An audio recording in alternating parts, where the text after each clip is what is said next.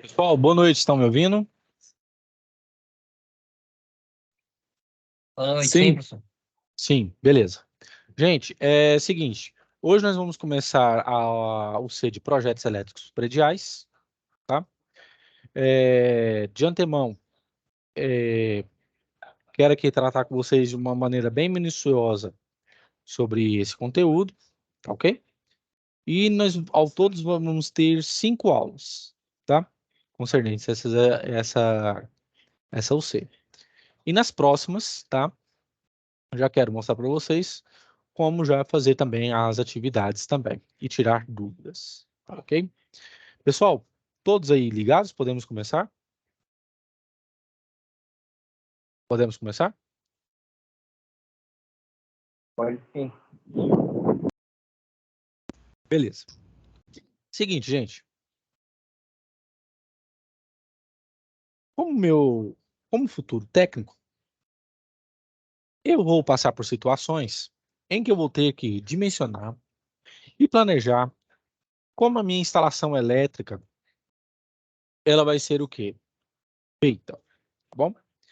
Para isso, entretanto, alguns de vocês já devem conhecer, nós temos alguns dispositivos de proteção, como os DRs, juntores, DPS, relés térmicos, entre outros, tá?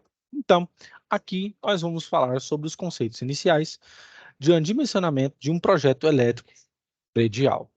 E isso aqui, o que eu vou falar, no caso, já é uma parte inicial sobre, principalmente, os softwares e também a vista, como que você vai lidar quando você for mexer no software ou quando você já conhece ou manipula ele. Beleza. Seguinte, dentro de leitura e interpretação de desenho, quando nós vimos essa parte, eu falei o seguinte, que todo desenho técnico, ele tem uma linguagem que expressa aquilo que eu preciso dimensionar dentro de um ambiente. Eu também tenho que, de acordo com aquele ambiente, eu posso fazer diversos cortes para mim analisar aquilo com que eu estou projetando, seja na construção, na fabricação ou então até mesmo na manutenção deste ambiente. Pois bem, só que antigamente era tudo feito à mão. E se você errasse qualquer coisa, seja milimetricamente você estivesse utilizando, o desenho teria que ser refeito do zero. Mas hoje, com a tecnologia, nós temos diversos tipos de software que nos auxiliam nesse tipo de dimensionamento. Nós temos o AutoCAD e o Revit, por exemplo. Mas também temos outros softwares como o SolidWorks, por exemplo. Quem já ouviu falar dele, é muito utilizado principalmente na confecção de peças mecânicas. Mas, entretanto, todavia, o que nós temos aqui é o que? Nós temos o uso de ferramentas para dimensionamento também de quê? De instalações. Pois muito bem. Dentro de projetos elétricos prediais, eu tenho que ter uma noção descritiva sobre aquilo com que eu estou trabalhando, principalmente com relação à iluminação. O que eu tenho que ter em mente? O que eu tenho que ter em mente é que, muito mais do que seguir normas, muito mais do que ter boas ferramentas, eu tenho que ter a meu favor a experiência, pois eu tenho que lidar com a parte de problemas. Dependendo daquilo com que você está planejando ou aquilo que você está lidando, eu tenho que, entre aspas, como diz aqui, prever também o que? A melhor solução para aquele projeto com que eu estou trabalhando. Observe aqui, neste caso, eu tenho o observador, eu tenho o objeto, eu tenho plano de projeção e eu posso ampliar esse projeto ou diminuir esse projeto a partir das necessidades que eu tenho. Então, é por isso que nós lidamos com escalas. Escalas. Em leitura e interpretação de desenho, eu falei a respeito das escalas concernentes ao escalímetro. aquele material, aquela, entre aspas, régua, em que nós utilizamos para fazer desenhos à mão, onde eu posso determinar qual o tamanho do meu desenho, se eu posso ampliar ou se eu posso diminuir esse desenho. Por exemplo, se eu tenho 1 para 20 centímetros, significa que na minha planta, a cada 1 centímetro corresponde a 20 centímetros na realidade. Aonde que a gente vê muito isso aqui, professor? Principalmente em softwares como a Uber, a 99 ou InDriver. Quando você solicita para fazer uma viagem, aquele dimensionamento que aparece para você quando o carro ou o motorista se aproxima, como você o solicitou, aquilo também é o quê? É uma amplificação, tá? Daquilo que você está vendo na realidade. Ou seja, que a cada 1 centímetro que você está vendo na tela do seu celular, corresponde a pelo menos 300 ou 400 metros, por exemplo. Então, tudo isso é o que determina a projeção e a escala com que eu estou trabalhando. Dentro dessa parte, eu vou ter algumas visões sobre o meu desenho, a dimensão do meu desenho. Eu tenho a dimensão do tipo cavaleira, axonométrica e cônica. Okay? E nas visões que eu tenho aqui, seja ela isomérica ou seja com ângulos internos iguais e divisão interna igual, eu tenho ângulos iguais. Na dimétrica, eu também tenho esses o quê? Ângulos também dessa visão, mas sem o recorte da projeção, como aqui no caso de 30 graus. E na trimétrica, eu posso ver sobre uma outra óptica, ou seja, uma dimensão em 3D. Enquanto aqui em 2D, eu vejo aqui em 3D. Ou seja, eu vejo em 3 eixos. E aqui em 2 eixos. Enquanto eu vejo aqui em X e Y, aqui eu vejo em X, Y e Z. Ok? Então, e tudo isso, quando eu vejo, eu tenho softwares que me auxiliam nesse tipo de corte e nesse tipo de vista. Como eu disse a vocês, o mais usual e o mais conhecido é o AutoCAD. Pois muito bem. Relembrando um pouco da parte de leitura e interpretação de desenho. Eu tenho diversos tipos de desenho. E com a primeira classificação, eu tenho um desenho técnico projetivo. O que significa o desenho técnico projetivo? É eu simular no desenho aquilo que eu estou vendo na realidade, só que com uma escala menor. É aquilo que eu vou mexer. É aquilo que eu estou tendo em mãos, pode ser a planta, caso, em que eu vou mexer em algum recorte ou em alguma dimensão daquele local. E sobre tais óticas, o que eu tenho? Eu tenho também o desenho do tipo não projetivo. O meu desenho já do tipo não projetivo, eu já coloco ele o quê? Os meus gráficos, esquemas e diagramas. Por que eu preciso ter isso aqui? Eu preciso trazer uma noção de leitura, simbologia, para que o meu técnico, para que a pessoa que vai colocar a mão na massa, ela possa saber justamente aquilo que ela vai trabalhar. Por exemplo, eu tenho um diagrama unifilar.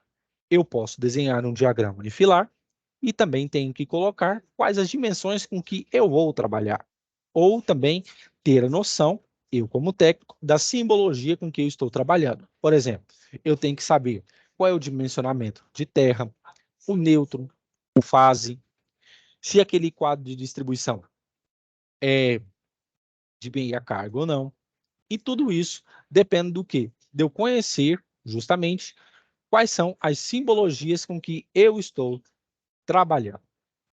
E dentro desse aspecto, eu também tenho que conhecer os equipamentos de proteção com que eu estou lidando.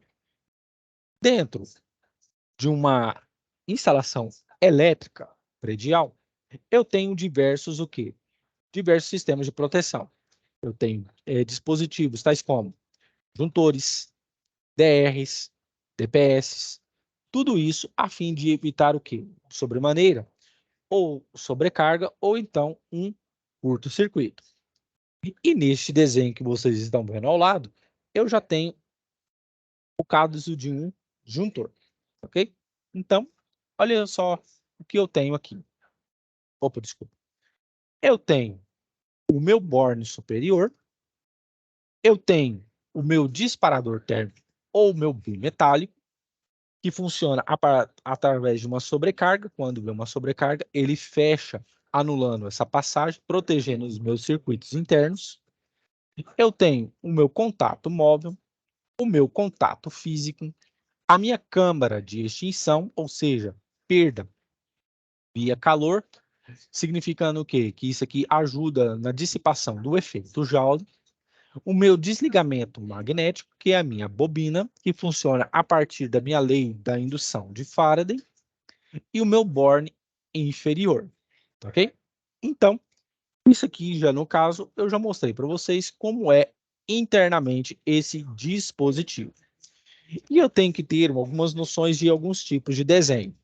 Os mais habituais que nós utilizamos é o desenho do tipo técnico-mecânico, de estruturas, arquitetônico, desenho de máquinas, eletrônico e elétrico, desenho de tubulações, desenho de moda, entre outros. E tudo isso demanda o quê? De softwares e ferramentas para mim fazer da melhor forma possível essa execução. O que um desenhista técnico faz?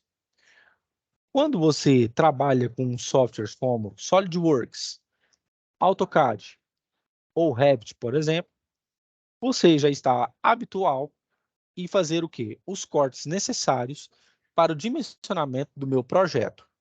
Então, como garantia, todo profissional ele vai pedir para você quais são as dimensões com que você vai trabalhar. O AutoCAD ele tem essa vantagem também. Ele dimensiona para você em 2D e em 3D, ou seja, em duas e também em três dimensões. O desenhista técnico hoje tem um mercado muito amplo para sua atuação, mas, entretanto, todavia, ele tem que saber, principalmente, de ponta a ponta, as normas regulamentadoras, e ele também tem que ter um bom grau de liberdade e também de comunicação com os responsáveis, que no caso é o engenheiro e também o arquiteto. Por quê? Porque dependendo do local que ele for trabalhar, ou na parte que ele for mexer, seja de uma parte industrial ou então uma parte residencial, ele precisa ter muito cuidado e perguntar para os profissionais se aquilo vai afetar diretamente a minha parte hidráulica, se vai afetar, se for numa parte industrial, pneumática, se aquilo lá vai afetar de qualquer forma a área, se esse dimensionamento que eu fizer pode trazer alguma complicação posterior, tudo isso necessita também de uma boa comunicação. Então, um profissional desenhista técnico, ele tem muita gama de, de trabalho no mercado atual, que eu posso dizer é isso. E ele precisa ter, né, os conhecimentos básicos em NBR 5410, NR10,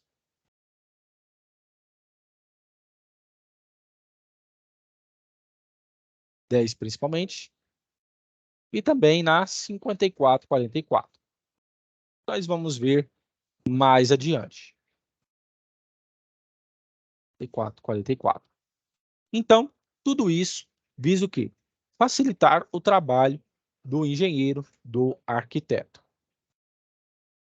Pois muito bem. Em relação a isso, em continuação, ele tem que estabelecer esses conceitos a partir da Associação Brasileira de Normas Técnicas, que é a ABNT. Ele precisa, no seu desenho, demonstrar e aplicar as representações gráficas, mostrando confiabilidade e segurança. Dentro do desenho, que nós chamamos de prancha, vamos supor que aqui seja o desenho que ele fez, ele precisa apresentar a prancha, que fica aqui do lado, onde constata o nome da empresa, o nome do engenheiro e também o nome da obra e também os demais dados. Ele precisa apresentar no desenho as cotas, vamos supor que aqui seja o desenho. Agora eu vou pintar de outra cor, por exemplo, vamos supor verde. Verde. Ele precisa apresentar as cotas, que é o dimensionamento do desenho. Tudo isso o AutoCAD ele faz.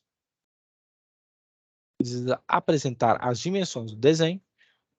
Ele precisa apresentar também nessa folha os cortes lateral, frontal e traseiro, tá? E também precisa apresentar uma aba de legendas. Vou colocar aqui de amarelo, só para destacar. Aqui de legendas. Por quê, professor? Porque quando você for pegar uma parte, um projeto, você precisa ter algumas legendas, você precisa ter legendas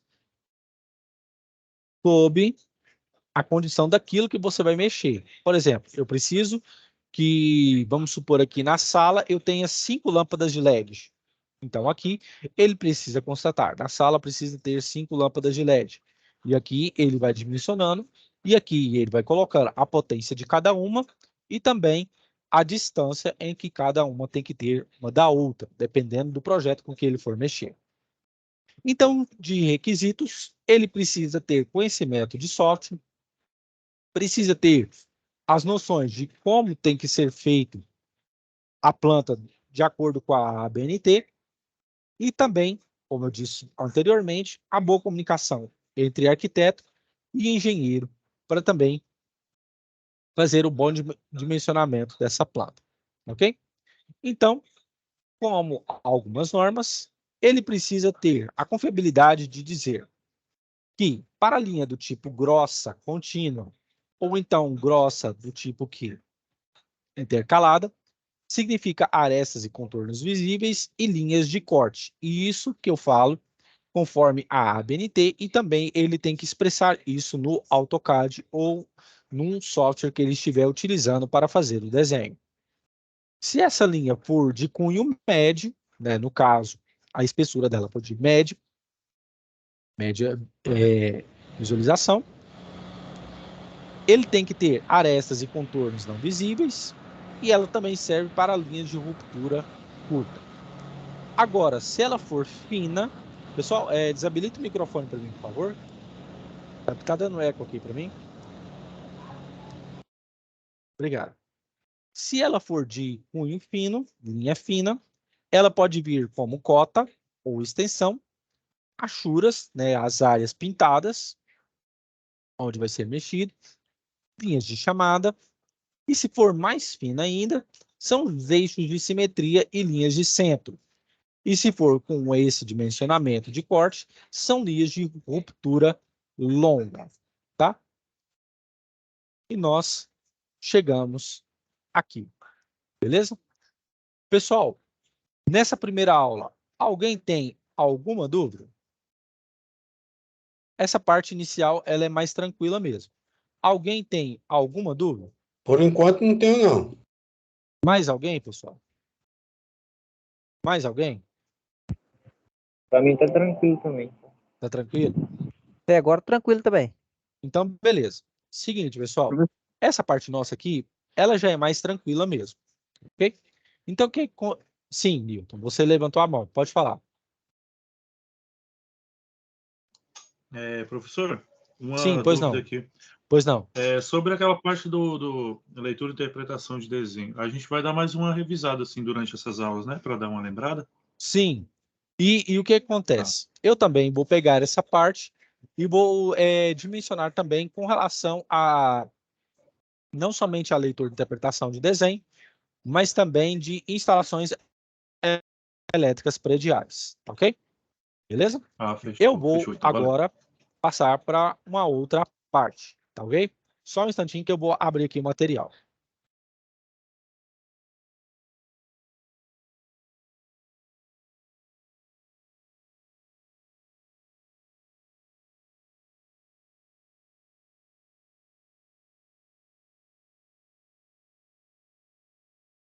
Beleza.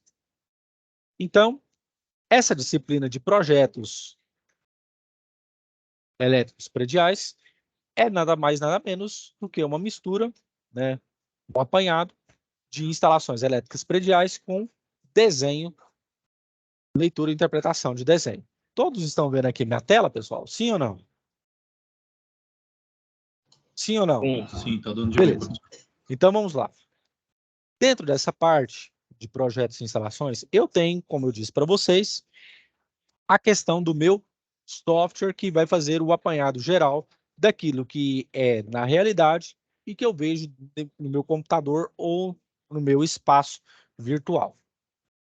Mas, como eu sou um técnico e eu vou trabalhar nessa parte, ou seja, eu sou a mão de obra qualificada para isso, eu vou ter à minha disposição ferramentas e equipamentos para mim fazer a melhor instalação possível.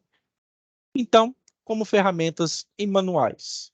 E também, para mim fazer uma boa instalação, eu preciso conhecer as minhas ferramentas, tais como alicates, chaves, também a questão de furadeiras, ferramentas elétricas, que eu tenho certeza que boa parte de vocês aqui já conhece, tá?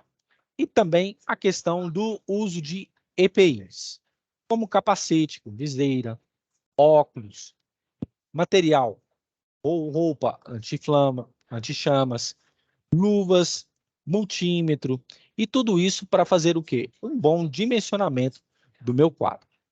Então, como equipamentos, eu também tenho luvas e óculos, como já havia mencionado. E como dispositivos de proteção? Vamos lá. Eu tenho, dentro da minha instalação elétrica, dispositivos que visam aumentar a minha segurança contra sobreaquecimento, surtos de corrente ou tensão, ou então contra choques elétricos. Todos esses dispositivos, eles estão permeados a partir da norma brasileira de regulamentação 5410, que é a NBR 5410, que é também conhecida como a norma para instalações elétricas de baixa tensão, ou seja, até 1000 volts em corrente contínua. E como primeiro, eu já destaco aqui para você o fusível. O que é o fusível? O fusível nada mais é do que um equipamento de proteção onde o seu elemento condutor visa detectar uma corrente em especial em um determinado intervalo de tempo. Ele serve justamente para proteger contra sobrecorrentes e sobrecargas, ok? Então, perdão.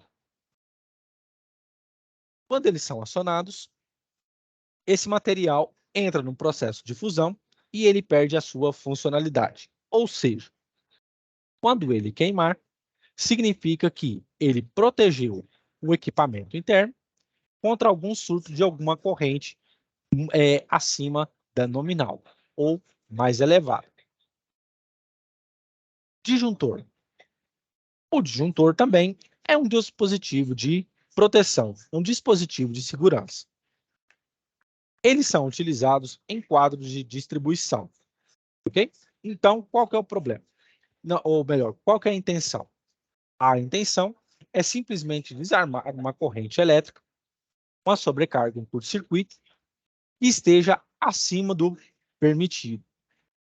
Como mostrei para vocês naquele slide anterior, aqui dentro eu tenho o quê? Uma bobina que vai fazer o quê? O desarme dessa sobretensão, dessa sobrecorrente. E aonde você vê isso?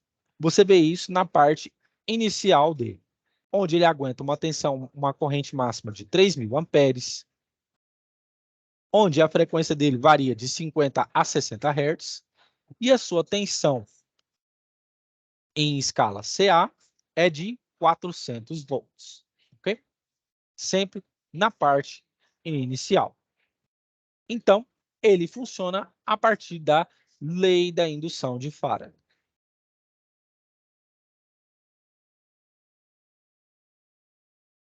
Indução de Faraday.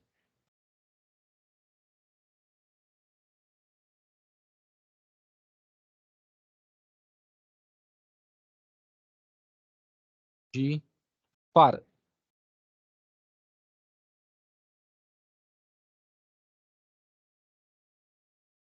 E como que funciona essa lei, professor? Funciona a partir da seguinte explicação que eu vou mostrar aqui para vocês rapidinho. Só um instante. E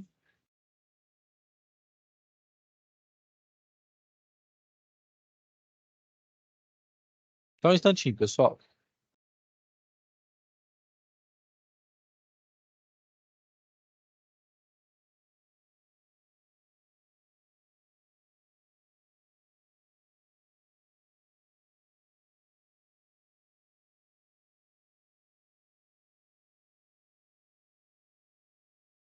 Achei. Pessoal, vocês estão vendo minha tela aí? Estão vendo minha tela?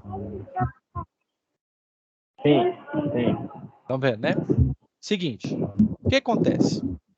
Essa parte, o que acontece? Isso aqui é só para vocês terem uma noção do que acontece na prática. Quando eu tenho um ímã, eu tenho sempre um polo norte e um polo sul. Dentro desses dispositivos de proteção, eu vou ter sempre uma bobina, tá?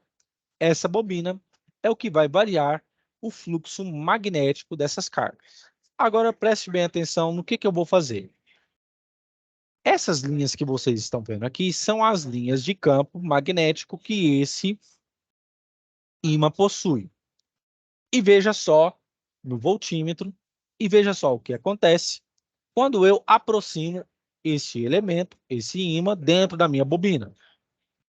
Está variando a minha tensão. E, consequentemente, se varia a minha tensão, varia o quê? O brilho da minha lâmpada. Ou para mais, para menos. E é assim que acontece dentro do quê? Dentro da minha corrente elétrica. Quando tem uma corrente elétrica que passa por entre a minha bobina, gera-se um campo eletromagnético.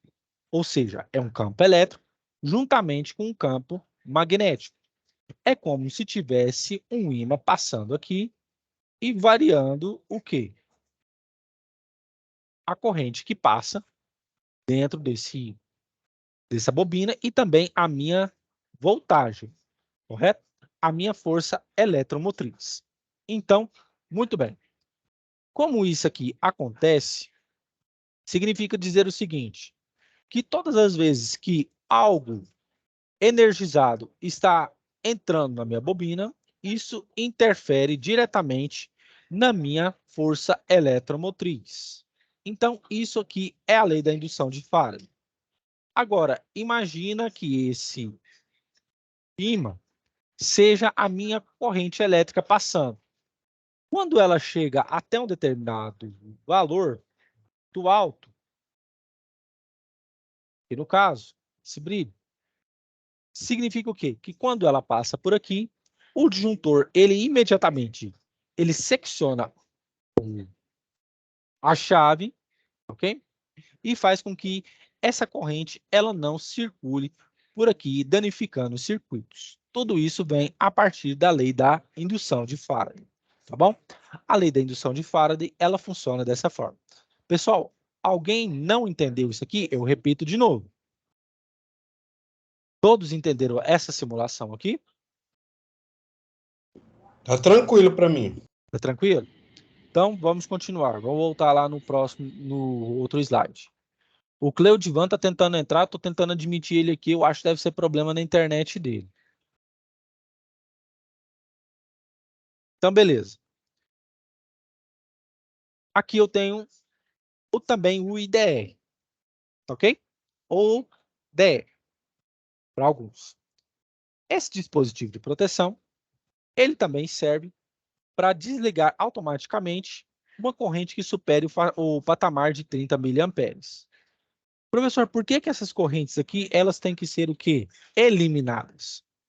O que acontece é o seguinte, dentro de instalações elétricas, nós temos a corrente nominal que nós utilizamos para variar a tensão, mas também nós temos as chamadas correntes parasitas ou correntes de fuga.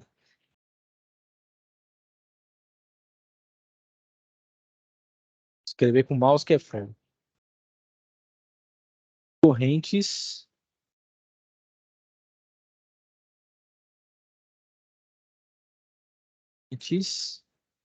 de fuga.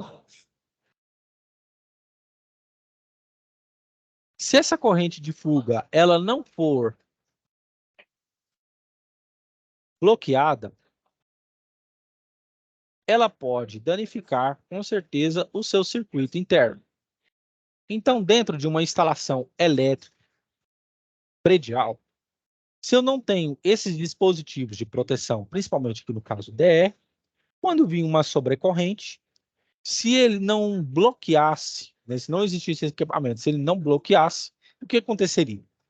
Essa corrente de fuga iria para o circuito interno, aumentaria o efeito Joule, ou seja, a propagação de calor, e, consequentemente, danificaria capacitores, indutores, diodos e todos os outros equipamentos eletroeletrônicos dentro dos meus circuitos. Beleza? Então, neste caso, para um quadro de distribuição ou num projeto, eu tenho que colocar eles principalmente em áreas que são, digamos assim, que tem uma umidade um pouco maior dentro dentro do meu recinto, como cozinha, lavanderias ou então ambientes externos, áreas de serviço, por exemplo, no caso de apartamentos, tá? Dispositivos DRs, tá?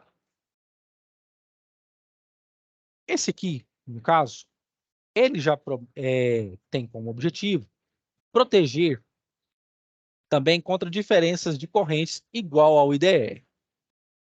O objetivo é fazer com que essa corrente de fuga, ou que nós chamamos também de corrente de Foucault, não atinja o quê?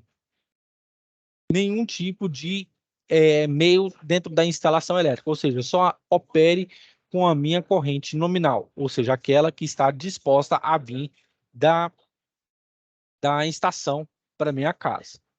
Esse dispositivo, ele tem como objetivo fazer também com que crianças, quando coloquem o dedo na tomada, elas não sofram choque elétrico, que pode causar o quê? Diversos tipos de problemas, desde problemas cardiorrespiratórios ou, dependendo da intensidade que você pega, até queimaduras e a morte, tá?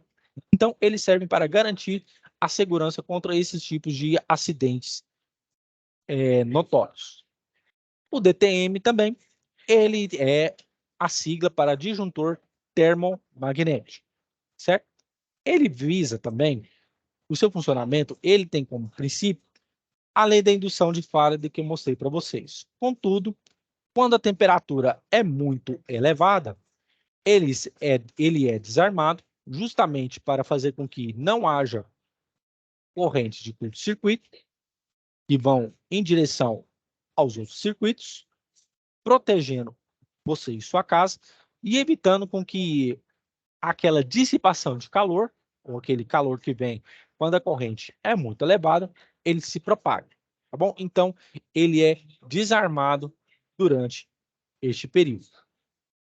O DPS também é um dispositivo de proteção. Ele é utilizado para contra surtos ou desviar surtos de tensão. Muito utilizado para SPDA, que é a sigla para Sistema de Proteção contra Descargas Atmosféricas. Quem já tem uma noção, muito utilizado nas técnicas de gaiola de Faraday ou torre de Franklin, tá? Muito utilizado.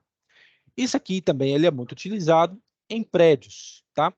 E principalmente muito utilizado, sobretudo em hospitais, tá? Onde que eu tenho também um aterramento específico, que é do tipo IT, que eu vou mostrar para vocês mais adiante, que visa o quê? Garantir que todo o equipamento na sala de cirurgia, por exemplo, no centro cirúrgico, ele venha a funcionar, mesmo que a energia daquele local, seja ao redor, ela tem acabado.